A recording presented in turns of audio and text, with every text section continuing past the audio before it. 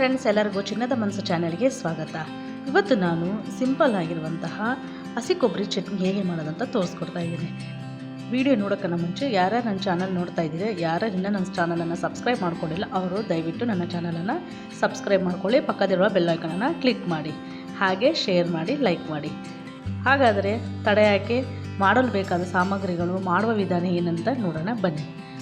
ಮೊದಲಿಗೆ ಹಸಿ ಕೊಬ್ಬರಿ, ಒಗ್ಗರಣೆಗೆ ಸಾಸಿವೆ, ಜೀರಿಗೆ, ಕಡಲೆಬೇಳೆ, ಉಪ್ಪು, ಈರುಳ್ಳಿ, ಹಸಿಮೆಣಸಿನ್ಕಾಯಿ, 4-5 ಬೆಳ್ಳುಳ್ಳಿ, ಸ್ವಲ್ಪ ಜೀರಿಗೆ, ಕರಿಬೇವು, ಹಾಗೆ ಅರಿಶಿಣ.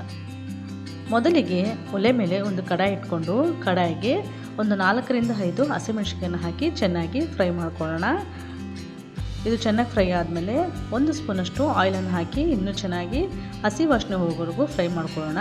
ಅದು ಫ್ರೈ ಆದ ನಂತರ ಈರುಳ್ಳಿಯನ್ನು ಈ ಥರ ಕಟ್ ಮಾಡಿಕೊಂಡು ಒಂದನ್ನು ಹಾಕೊಳ್ಳೋಣ.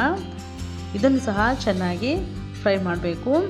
ಇದೆಲ್ಲ ಫ್ರೈ ಆದಮೇಲೆ ಈಗ ಇದಕ್ಕೆ ಒಂದು 4-5 ಬೆಳ್ಳುಳ್ಳಿ ಇದನ್ನು ಸಹ ಹಾಕಿ ಚೆನ್ನಾಗಿ ಫ್ರೈ ಮಾಡೋಣ. ಈಗ 1/4 ಟೀ ಸ್ಪೂನಷ್ಟು ಅರಿಶಿಣ ಇದನ್ನು ಸಹ ಹಾಕಿ ಎಲ್ಲವನ್ನು ಚೆನ್ನಾಗಿ ಫ್ರೈ ಮಾಡ್ಕೊಳ್ಳೋಣ.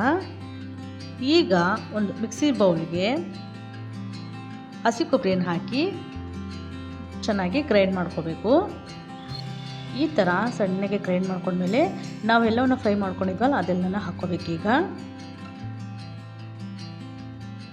ನಂತರ ಇದಕ್ಕೆ 1 ಸ್ಪೂನಷ್ಟು ಸಾಲ್ಟು, 1 ಸ್ಪೂನಷ್ಟು ಜೀರಿಗೆ.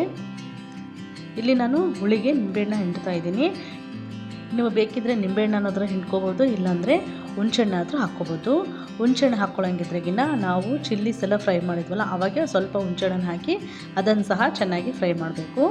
ಈಗ ಇದನ್ನೆಲ್ಲ ಗ್ರೈಂಡ್ ಮಾಡ್ಕೋಬೇಕು. ನೋಡಿ, ಈ ಥರ ಸಣ್ಣಗೆ ಗ್ರೈಂಡ್ ಮಾಡ್ಕೋಬೇಕು. ನಿಮಗೇನಾದರೂ ಸ್ವಲ್ಪ ನೀರು ಹಾಕಬೇಕು ಅನಿಸಿದರೆ ಬಿಸಿ ನೀರನ್ನು ಹಾಕಿ.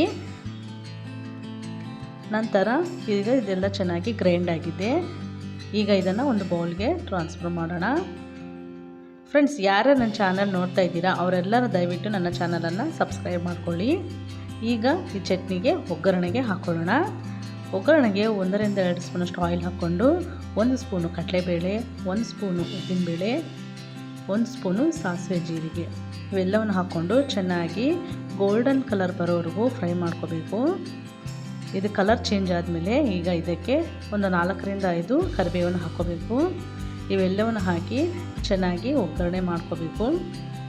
ಈಗ ಇದು ಒಗ್ಗರಣೆ ರೆಡಿಯಾಗಿದೆ. ಈಗ ಇದನ್ನು ಚಟ್ನಿಗೆ ಹಾಕ್ಕೊಳ್ಳೋಣ.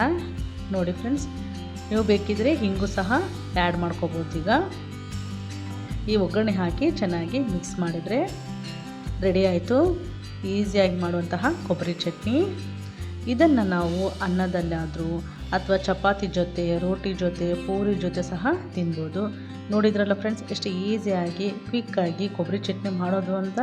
ನೀವು ಸಹ ಮನೆಯಲ್ಲಿ ಒಮ್ಮೆ ಟ್ರೈ ಮಾಡಿ ಹೇಗೆ ಬಂತು ಅಂತ ನನಗೆ ಕಾಮೆಂಟ್ ಮಾಡಿ ತಿಳಿಸಿ. ಮತ್ತೆ ಮುಂದಿನ ವಿಡಿಯೋದಲ್ಲಿ ಭೇಟಿಯಾಗೋಣ.